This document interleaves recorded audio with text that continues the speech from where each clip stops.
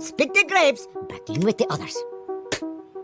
The Springfield town government has gone bankrupt. As a result, some cost-cutting measures need to be implemented. The school has reduced its education budget. Starting today, class times will be shortened. This means that the school bus can leave as soon as it reaches the school gate. The prison has also released criminals who committed minor offenses. Homer no longer fears the speed limit. He freely overtakes cars on narrow roads. Lou can't afford a speed radar gun, so he uses a thermos as a fake one. Meanwhile, Wiggum's gun is now made of paper. Due to the worsening public safety, people are selling their homes at low prices and moving to Detroit. At this point, movers appeared next door to the Simpson family. Soon after, a man arrived driving a hybrid car. He even raised koi fish. Lisa and Marge imagined they could see a beautiful water garden in his backyard. Bart walked over, intending to introduce himself to the new neighbor in his unique style. Hello, Bart. Huh? Say that again. Hello, Bart. This reminded him of a familiar old acquaintance.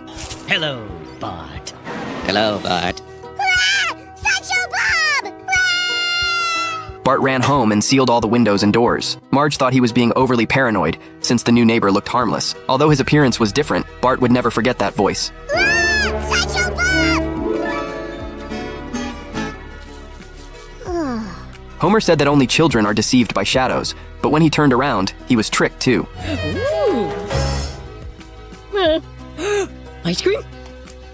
Oh, nothing is ever boobs or ice cream. The new neighbor invited everyone over for a visit and announced that he would cover the cost of the community's wireless internet, so everyone could use the internet for free. He quickly won over the neighbors. Bart also took the opportunity to sneak into his house to check for any suspicious items. At this moment, Marge appeared behind him to stop him, but Bart asked, "Who needs a knife this big?" Marge thought it might be a magical bone saw. Bart was still scared and couldn't shake his unease, so Marge decided to address his concerns directly. She took Bart to Springfield prison. They walked all the way to the last room. The guard showed Marge the inmate locked up inside, Sideshow Bob. I can't see. Oh, here you go. Huh? That is Bob. Once their fears were eased, they left the prison. Guys, I'm married. I do apologize. Sideshow Bob was unusually excited when he saw Bart. He pretended to swallow a pen, making the guards think he was going to commit suicide. But as soon as the guard entered, Sideshow Bob grabbed his stun gun and knocked him out. Sideshow Bob successfully got the keys and escaped. As soon as he stepped outside, the alarm went off. He had no choice but to hide in the corner until all the police dogs had left before immediately scaling the wall and fleeing. Bart had a good night's sleep, but just when he let his guard down, the danger was already closing in. The new neighbor felt Bart had some prejudice against him, so he invited him to a baseball game. Unable to resist the temptation, Bart accepted the tickets. After getting Marge's approval, he got into the neighbor's car. While Marge was doing the dishes, Sideshow Bob's face suddenly appeared outside the window.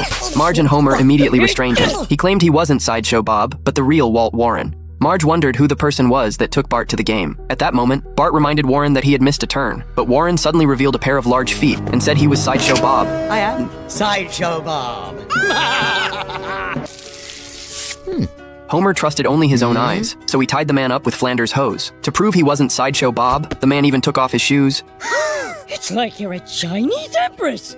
In fact, he and Sideshow Bob were cellmates, forced to join this plan because of their similar physiques. Since Warren had committed a minor offense, he was going to be released early. So Sideshow Bob took the opportunity to switch faces with Warren, using Warren's items to escape prison freely like a bird. He then moved next door to the Simpsons. The final part of the plan was to kill Bart and sell the house. Bart mocked that the house wouldn't sell before the market recovered, so Sideshow Bob sealed Bart's mouth shut. Marge wondered why Warren didn't tell the guards, but Warren said his lips couldn't speak clearly at that time, so he had to write on the wall to warn them. However, they didn't listen to him at all. The house was filled with Sideshow Bob's hatred for Bart.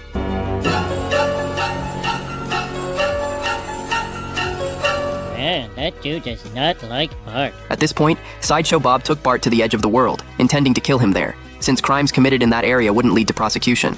I can stand in one state, fire a gun in a second state. The bullet will travel through the third, hitting you in the fourth, so you'll fall dead in the fifth. No single act is against any law. At that moment, Warren jumped out and restrained Sideshow Bob. After a struggle, Sideshow Bob grabbed the handgun. Just then, the police arrived. Sideshow Bob was shocked at how Wiggum had found them. In fact, Bart had never believed the new neighbor was Warren. He had called the police before they left for the game, asking them to track them. The police had been following them based on the car's dashboard. Since all cars were secretly monitored by the government, police from all jurisdictions soon arrived. Sideshow Bob had no choice but to surrender. Finally, a state trooper took him away. But first, we're gonna make a stop at the shore for some skee ball and funnel cakes.